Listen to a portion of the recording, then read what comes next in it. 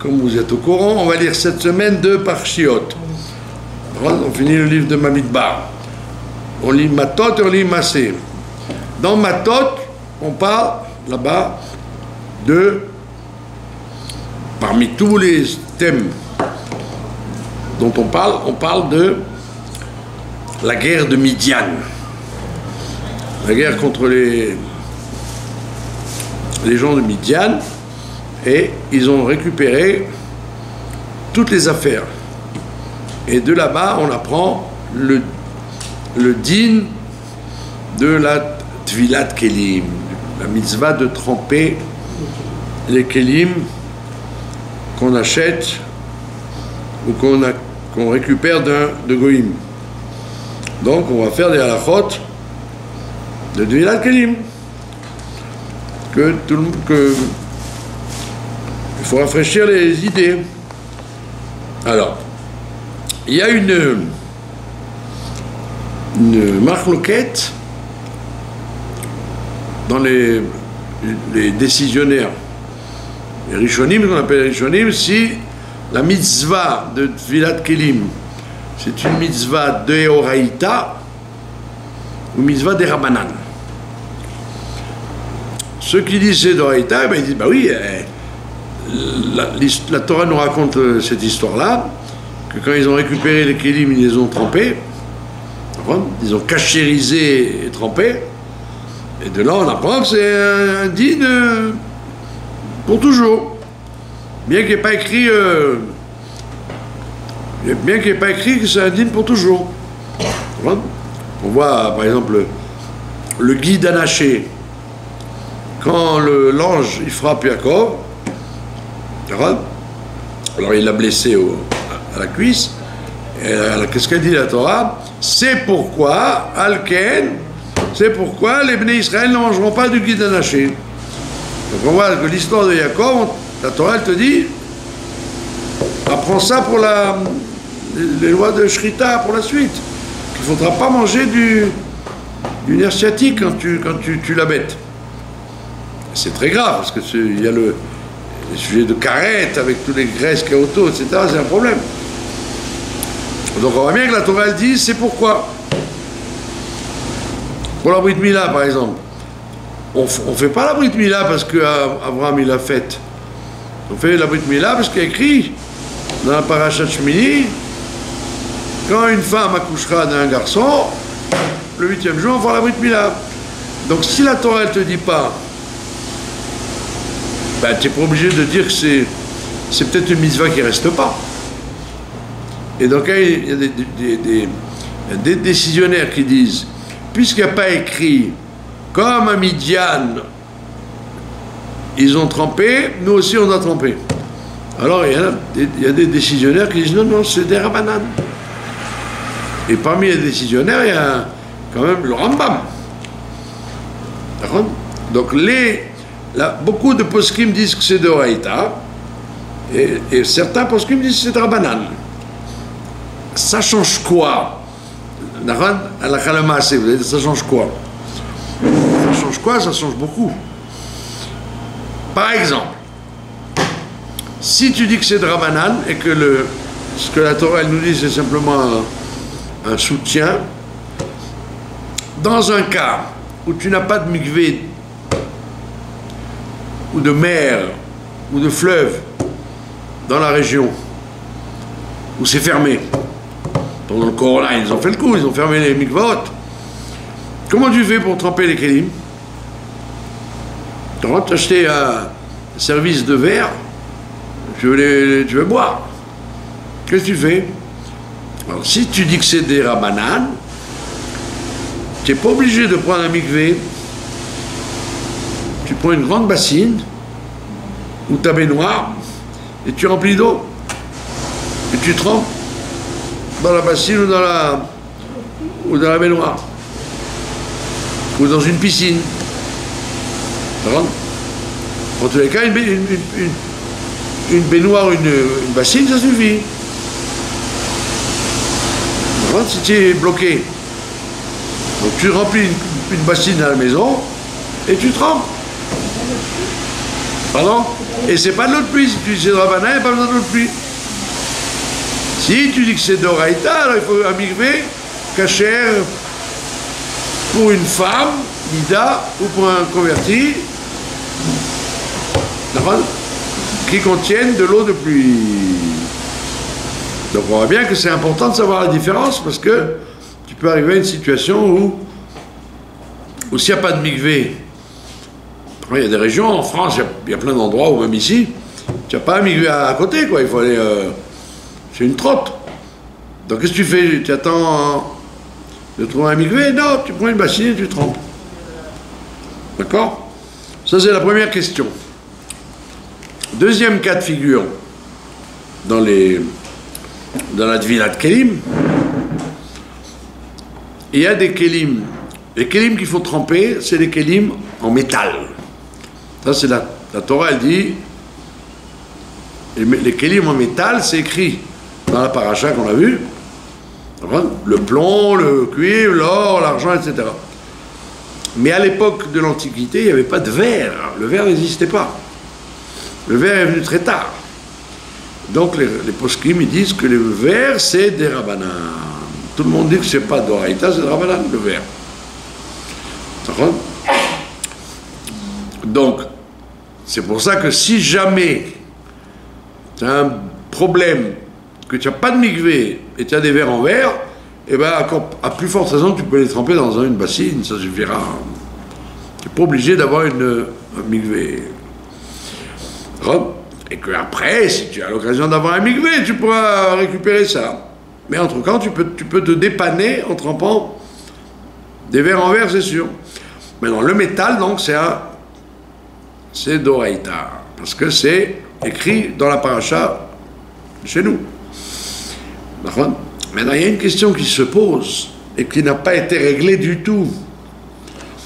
Quand on trempe des kelim, il faut faire une bracha. La bracha, al tevilat kelim. Al tevilat kelim. On dit kelim, même si on n'a qu'un kelim. Alors que quand on accroche une mezouza, même si vous accrochez 10 mezuzot, vous ne dites pas Dikvoa mezuzot, vous dites Dikvoa mezouza. C'est-à-dire que les mezuzot, on fait au singulier, même s'il y en a 10 dans la maison, alors que les kelim, on dit kelim, même s'il n'y en a qu'un. Advilat kelim. D'accord? Bon, je ne peux pas vous expliquer, c'est trop long pourquoi on fait la différence, peu importe. Toujours est-il qu'on dit une bracha. Maintenant, il y a une question qui se pose. Si le propriétaire de l'usine est juif, d'accord, Arcopal ou Duralex, Pyrex, Teflon, il y en a des marques de kelim dans le monde, et quand vous regardez dans l'Internet, vous avez le droit de voir qui sont les propriétaires. Ils vous le disent. Vous prenez Arcopal, il va vous dire Monsieur Dupont en France, Monsieur Winston en Amérique, et il y a plein de juifs dessus. Très rarement une usine de vaisselle où il n'y a pas des juifs actionnaires.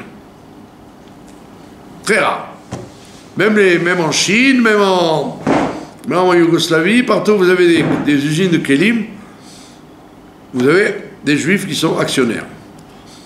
Donc, on dit que si un juif est propriétaire de l'usine, on n'a pas besoin de tremper.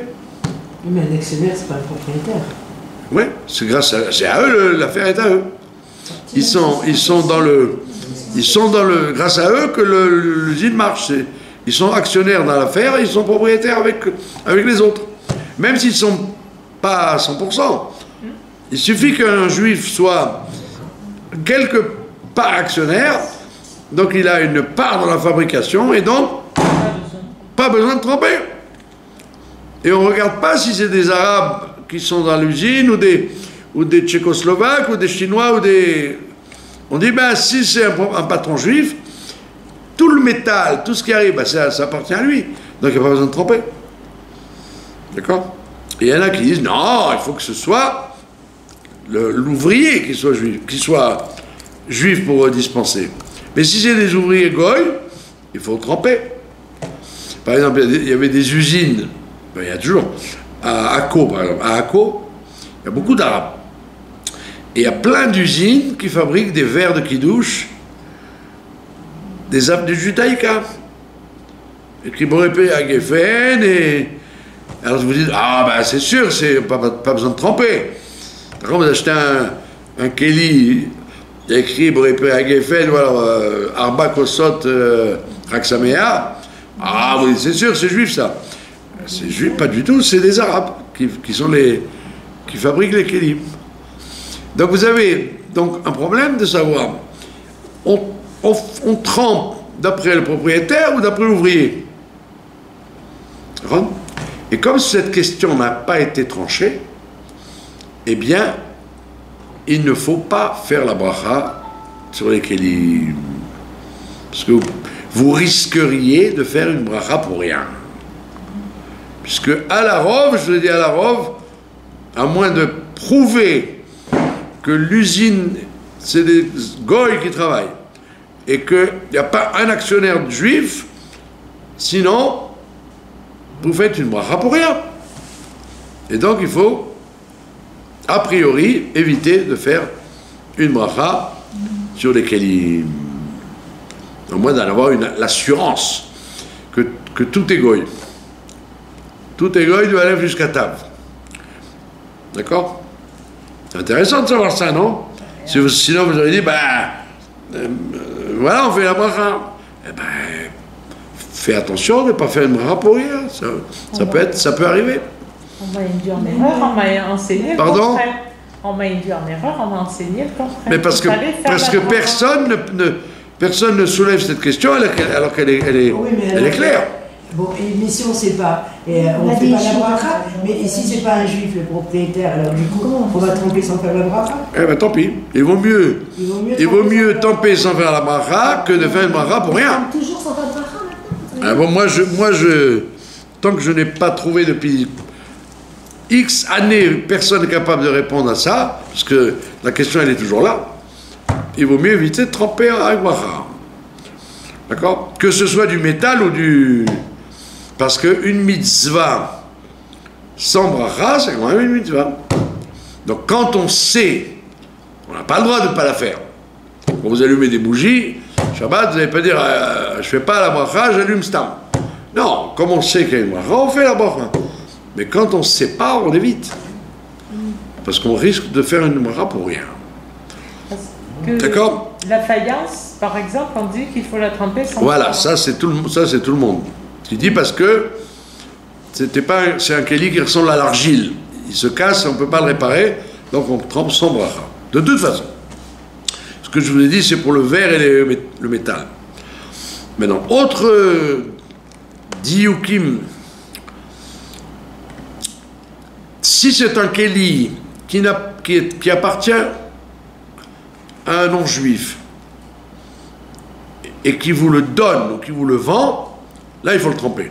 Parce qu'il est passé de la Kedusha, il est passé de la Touma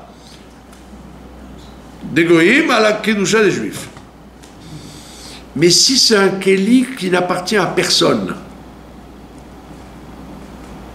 c'était un Goï, et le Goï il est mort ou il a abandonné. Eh bien, vous ne le trempez pas. Parce qu'on trempe qu'un Kéli qui appartient à un Goï. Mais un Kéli qui n'appartient à personne, eh bien, il n'y a pas besoin de tremper. Donc par exemple, pendant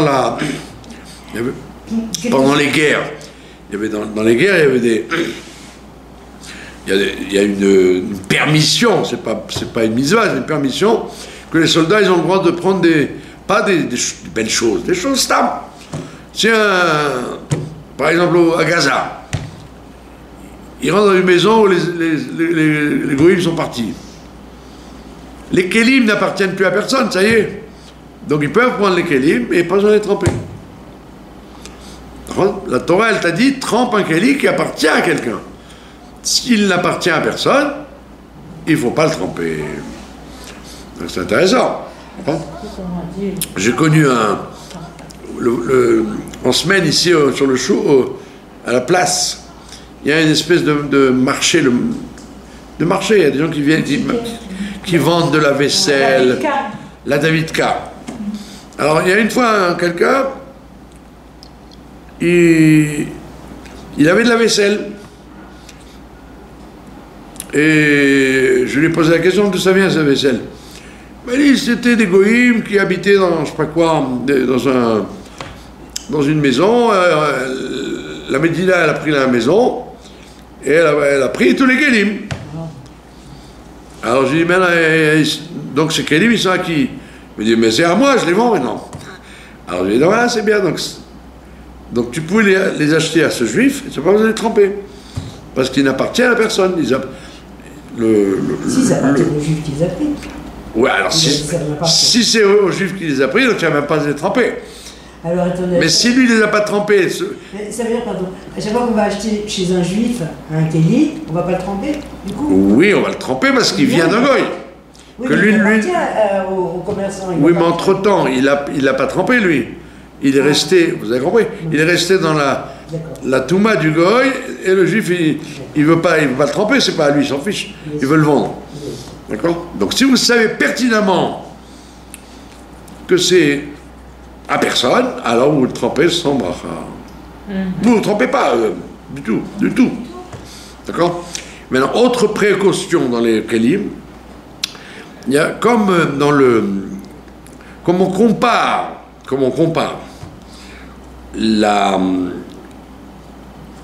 le fait de tremper un keli à la conversion du guerre ou à la femme nida qui se trempe au mikvé, il y a des halachot qu'on appelle la chatzitza, les choses qui s'interposent entre la peau et l'eau.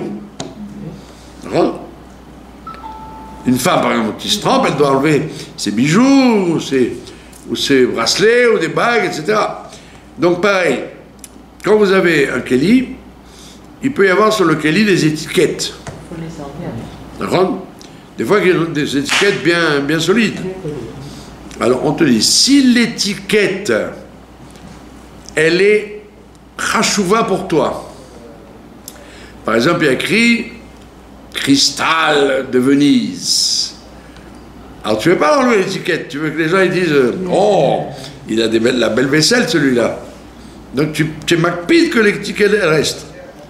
Même si elle est collée, etc., tu n'es pas obligé de l'enlever pour le tremper. Mais si c'est une étiquette où il y a écrit 3 shekels 50 d'Aaron, dit Lazol ou Rabbi Lévi, ça tu n'es pas flatté de garder cette étiquette. Donc tu dois l'enlever, sinon ton kéli n'est pas trempé. Donc il faut vérifier tout le temps. Quand vous achetez des kélim, c'est écrit en dessous. En dessous, vous avez une étiquette très forte. Et des fois, c'est tellement collé que il faut une brosse pour enlever l'étiquette. Alors, des fois, tu te rends compte que oh, j'ai trempé, il y avait l'étiquette en dessous. Ah, c'est embêtant parce qu'il faut retremper. Vous avez compris? Il faut nettoyer la maison avant d'aller... Voilà, il faut les vérifier et décoller tout avant d'aller tremper. Qu'est-ce qui reste encore maintenant? Quel est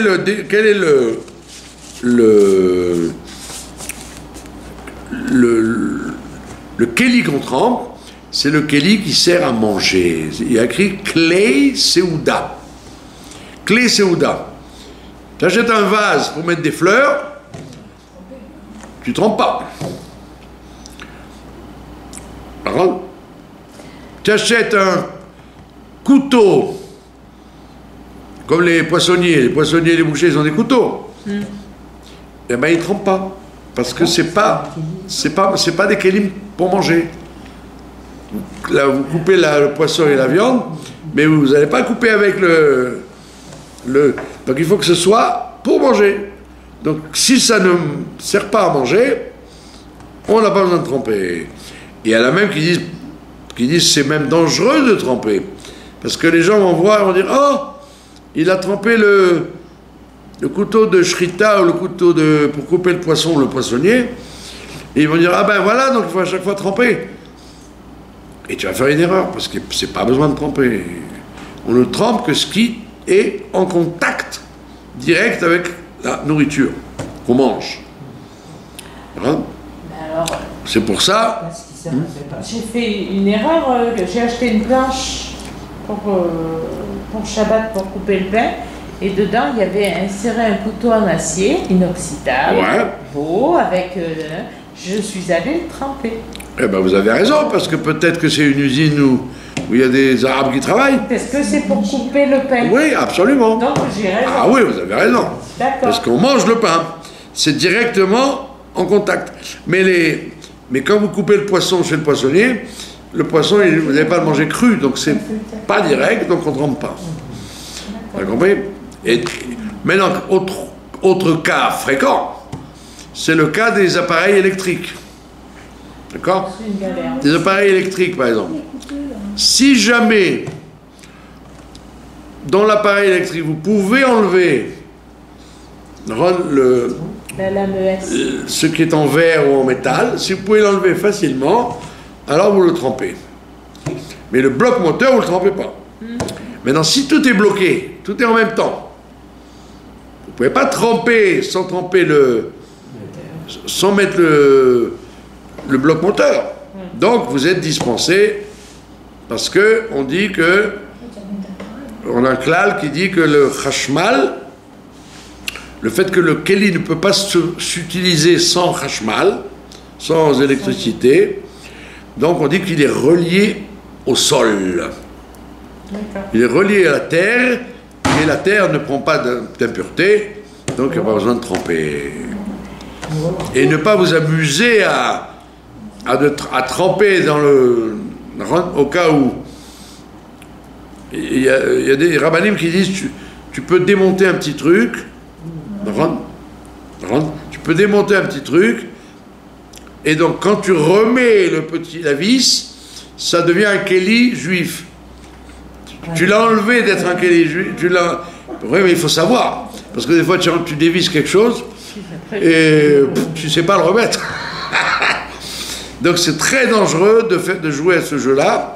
Donc il vaut mieux ne pas tremper, si c'est un truc krashmali, ne pas tremper du tout. Et toutes les boîtes où on met, par exemple, le riz, le sucre, le machin, ça, il faut le tremper ou pas? Parce que j'ai posé la question à deux rares et ils m'ont répondu directement l'opposé. L'un vous a dit oui, et l'autre vous a dit non. Ouais. Alors, ça vient d'une question. Les deux sont vrais. Ceux qui disent c'est pas la peine, ils disent parce que quand tu mets des pois chiches dedans ou du café, hein, c'est pas consommable, il faut le cuire d'abord, il faut faire quelque chose avec. Donc ils disent, puisque c'est pas directement consommable, c'est pas comme une assiette ou une poêle à frire, donc ils disent c'est pas la peine, parce qu'il y a des haricots, des trucs qu'on ne mange pas comme ça. Mais il y a des choses qu'on peut manger comme ça, qu'on peut mettre dans des... Voilà. Alors ceux qui sont méquilim, ils disent parce que c'est pas des trucs qui servent à tremper. C'est pas des trucs qui servent à manger. Ça contient pour aller après le café ou le pois chiche, tu vas les mettre dans une poêle ou dans une marmite. Donc ils disent pas la peine. C'est un keli préparatoire, mais pas pour manger. Et il y en a d'autres qui disent mais on sait jamais. Comment la vie est faite, peut-être tu vas prendre ce truc et tu vas manger dedans.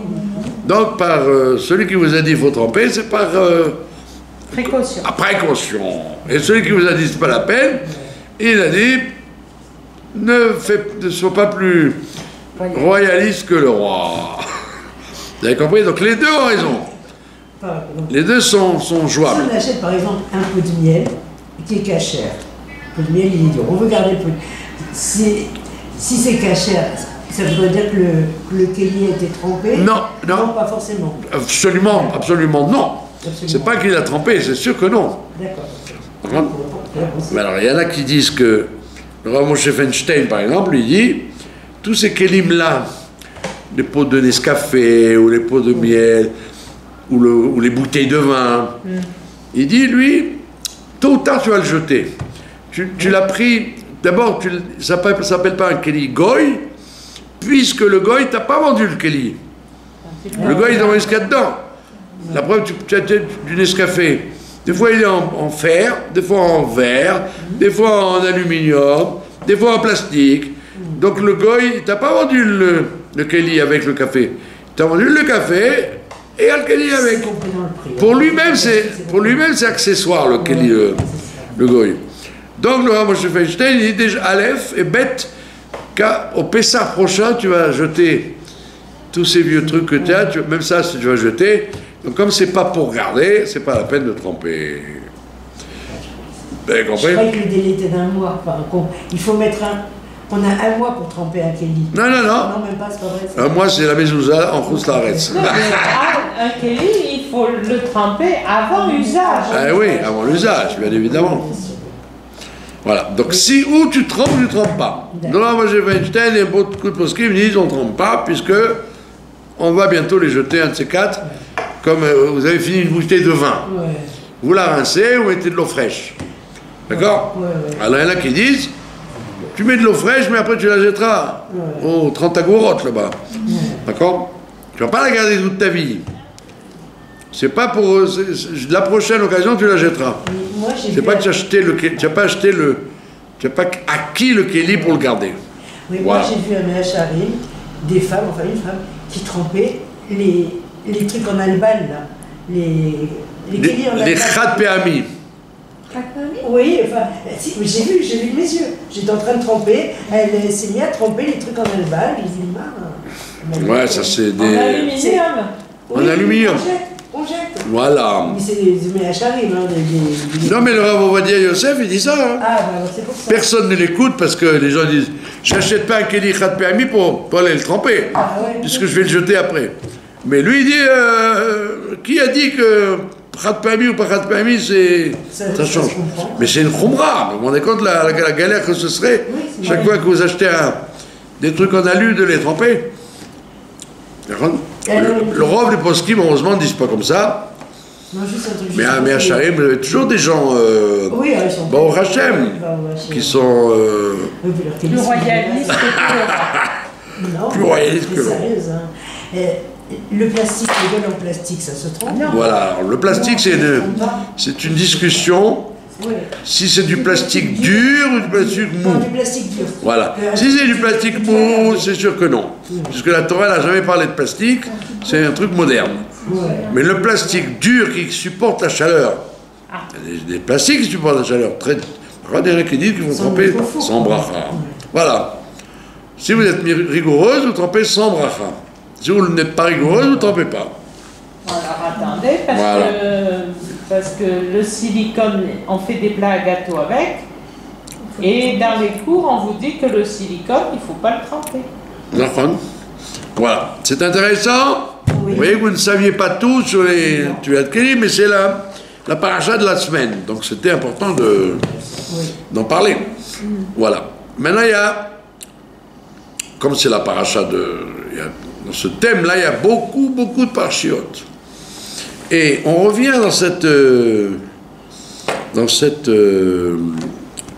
dans Matot Massé, on partage. C'est là-bas qu'on apprend les lignes de la Kedusha de la terre d'Israël. La terre d'Israël, il y a des mitzvot qui s'appliquent à ça. D'accord? Par exemple, il y a des endroits dans la vallée du Jourdain qui ne sont pas appelés Eretz Israël. Et donc, tout ce qui pousse là-bas n'a pas besoin de mitzvot, de Trouma, Maaser, etc., etc. Et par contre, vous avez au Liban, avec lesquels on est en bagarre en ce moment, des régions du Liban qui sont Eretz Israël. C'est même, moi j'ai un ami qui a fait la guerre du Liban, il a été à la tombe de Zébouloun. Zébulon est enterré au Liban. Pourquoi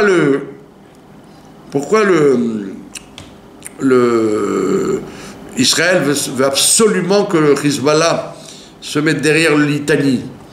Parce que le Litani, c'est la frontière naturelle d'Eretz Israël. Quand vous regardez la carte de cette semaine, comment la terre est partagée, ça va jusqu'au Litani, qui est un fleuve naturel. Et c'est là-bas la frontière naturelle de Eretz Israël. Jusque là-bas, vous devez faire les mitzvot de la terre. Et donc, quand on veut que le Hezbollah se retire là-bas, c'est parce qu'effectivement, c'est la frontière naturelle. C'est pas la frontière qu'il y a maintenant qui est la nature. C'est le Litani. Et donc, si vous faites pousser des pommiers au Liban ou du blé, ben vous êtes chayav des mitzvot de la terre. Donc la frontière qu'on appelle d'Israël, c'est la frontière de Moshe Rabbeinu. Voilà, c'est les frontières que Moshe Rabbeinu nous a données dans la parashat Massé qu'on va lire ce Shabbat. Et maintenant, comme on parle de la terre d'Israël, la Torah répète encore une fois, elle va le répéter plusieurs fois, 4 fois dans la Torah, les filles de Tzlophrad, comment elles ont insisté pour avoir la part de leur père en Eretz Israël. Et Moshe Rabbeinu, il ne savait pas. Il avait toujours appris que l'héritage de la terre passe par les hommes, par les garçons. Alors il y a écrit dans le parasha qu'on a vu la semaine dernière qu'elles s'approchent, les filles de Tzlophrad, Ben Khefer, elles s'approchent de Moshe Rabbeinu et Éléazar à Cohen. Alors Rashi dit qu'en vérité c'était le même Beddin où il y avait Moshe et Aaron et Moshe et Éléazar. Comme il y avait Moshe et Aaron, il y avait Moshe et Éléazar. Mais d'autres Mefarshim disent pas du tout. Pas du tout. Il y a écrit Moshe, elles ont été Lifne Moshe, Velifne Éléazar, Velifne Anessiim, devant les princes. Et les Mefarshim ils disaient, ben oui, elles étaient très malines les petites filles. Il y en a une qui a été au Beddin de Moshe, une qui a été au Beddin d'Éléazar, il y avait un Beddin de Kohanim, qui n'avait rien avec le Beddin de Moshe, une qui a été au Beddin du Tel Nassi, une au Tel Nassi, donc il y a eu 5 Baté Dinim qui ont reçu chacun une des filles. C'est pas que les 5 ont été en même temps. Une, elles se sont dit, tiens, pour être sûr d'avoir un bon psaque, on va aller à 5 Baté Dinim chacune. Et dans les 5 Baté Dinim, ils n'ont pas su quoi répondre. Et Moshe Rabbeinu, lui qui avait la ligne directe avec le bon Dieu, il a dit, ben je vais demander. Et le bon Dieu lui a répondu à lui, ni à Éléazar, ni à Onésime, il a répondu, une fille hérite de la terre s'il n'y a personne d'autre.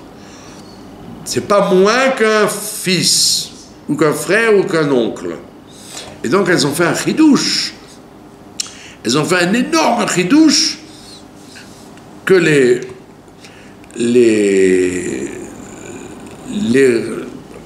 rabbinim de l'époque ne savaient pas.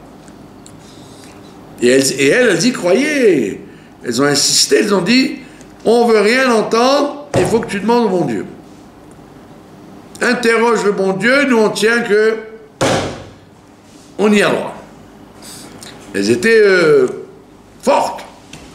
C'était des petites filles, c'est pas des vieilles dames. Très fortes. Et elles ont eu gain de cause. Et de là, on apprend, comme par hasard, que la terre d'Israël, elle est beaucoup plus chère aux femmes qu'aux hommes. Que les femmes sont plus liées, beaucoup plus liées à la terre d'Israël plutôt que les hommes. Les hommes que Dieu pardonne, dès qu'il y a le moindre problème, hop, il file en Amérique, il va se faire un peu de vacances en Thaïlande, etc. Les femmes sont beaucoup plus liées avec la terre d'Israël, et on le voit d'abord avec les filles de Tzlophrad, et avec la xéra des Meraglim.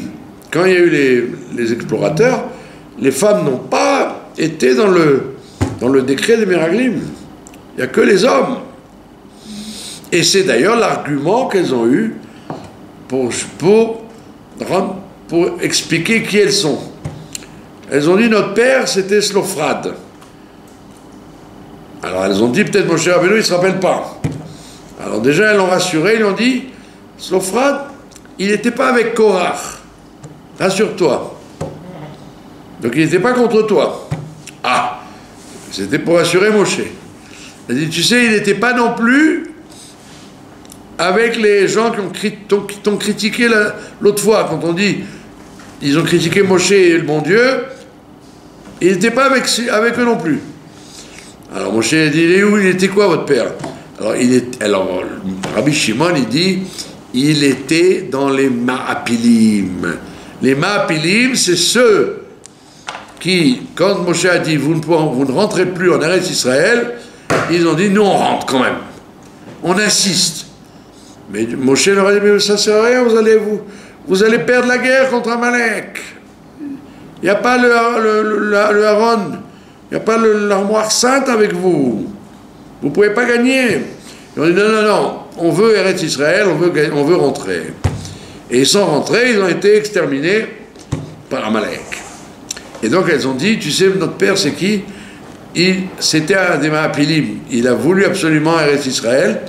Et donc, on est lié avec ça, nous. On est lié avec la terre d'Israël par notre père. Et donc, elles ont éliminé tous les cas. Moshe aurait pu leur dire, mais ma pitom, que vous êtes tellement scrupuleuse de prendre la part de votre père. Mais oui, parce que notre père, il a insisté pour monter. Il est mort là-bas. Il a été tué là-bas. D'accord?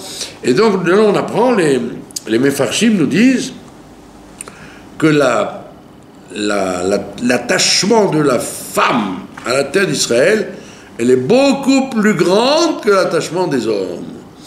Et qu'on ne doit pas compter donc sur les hommes. On doit compter sur les femmes. On le voit d'ailleurs. La femme de Arik Sharon, par exemple, quand elle est morte, ben, il a tourné mal. Il était prêt à rendre le Gush Katif, etc. Du temps de sa femme, il n'aurait jamais fait. Parce qu'elle aurait dit, si tu fais ça, on va au Beddin. On divorce. Et Begin, pareil. Tous les gens qui ont... Shimon Peres, pareil. Ils avaient tous des femmes très liées avec Eretz Israël. Et quand leur femme est morte, eh ben, ils ont tous dévié. Donc on voit bien que par derrière... Begin a dévié? Ben oui, il a fait des accords de trucs... Bon. Il a perdu la guerre du Liban. Je ne veux pas trop retourner le couteau dans la plaie de toutes les bêtises qu'il a faites. De donner la force au Bagatz et de... Bon, que Dieu repose leur âme à tous ces gens-là. Mais Kitso, l'attachement de la terre avec les femmes est très fort. Comme je vous l'ai expliqué plusieurs fois, dans toutes les traditions chez les Goïms, la terre, elle s'appelle maman. On appelle ça la mère. La mère, c'est la mère de chaque citoyen français, américain, anglais. C'est la mère patrie. La seule tradition où ce n'est pas la terre n'est pas la mère, c'est la Torah. La Torah, elle dit dans le Zohar que la terre, elle s'appelle la femme. La terre d'Israël, elle s'appelle la femme du Ham Israël. Elle ne s'appelle pas sa mère. Et ça change tout. Parce que votre mère, que vous soyez fâché avec elle ou pas fâché avec elle, elle sera votre mère tout le temps. Après la mort, après la vie, peu importe. La mère, ça ne se change plus. Alors que la femme, ça peut se changer. On peut on peut perdre sa femme, on peut divorcer de sa femme, on peut l'abandonner, etc., etc. Et donc c'est pour ça que le Zohar, il dit, faites très attention avec la terre d'Israël, parce qu'elle n'est pas votre mère. Donc vous êtes capable de la trahir, comme on peut trahir une femme, et divorcer d'elle. Alors que si c'était votre mère, comme les Américains sont liés avec leur country, leur pays ne bouge pas de là, ils soutiennent ça. Chez nous, c'est différent. La terre d'Israël, on voit bien d'ailleurs, vous voyez bien que quand les gens font leur aliyah, dès qu'il y a un bug, dès qu'il y a un petit problème, je retourne en France. Mais attends, mais pourquoi tu dis pas je vais à Ranana, je vais à Eilat, je vais essayer à Ashdod? Non, ça va pas. Là où je suis, je retourne en France. Pourquoi ça va pas, je m'en vais? Mais on va pas, on va ailleurs. D'accord? Un Canadien qui n'aime pas Washington, un Américain qui n'aime pas Washington, eh ben il part à Los Angeles, ou il part dans le Cincinnati. C'est pas que il dit je m'appelais pas en Amérique, je pars en Russie. Ça n'existe pas. Alors que oui, ici c'est comme ça. Je m'adapte pas à Jérusalem, ben je retourne en France. Mais quel rapport? Peut-être que Ranana sera, tu te plairas à Ranana ou à Natania ou à Nachal. Ça manque pas les autres endroits complètement différents de Jérusalem. Et donc on voit que il faut faire d'Eretz Israël une femme et ne pas divorcer d'elle. Une femme, c'est plus exigeant qu'une mère. Pardon? J'ai dit une femme, c'est plus exigeante qu'une mère. Voilà. Une mère, elle pardonne tout. Voilà, exactement. La femme, c'est pour ça que le Zohar dit que c'est notre femme. Parce que, en fait, effectivement, si les gens ne sont pas comme il faut, la terre les recrache, la terre les expulse. Comme une femme, elle est intransigeante. Alors qu'une mère, elle va, même si son père est un assassin, elle dira « Ah, mon fils, ne faites pas de mal à mon fils ». Donc il faut exactement avoir cette mentalité de respecter la terre d'Israël comme on doit respecter sa femme. Et à ce moment-là, si vous respectez et vous avez une affection pour la terre, elle vous accepte et elle vous donne ses brachot jusqu'à la venue de Mashiach. Amen. Voilà. Intéressant.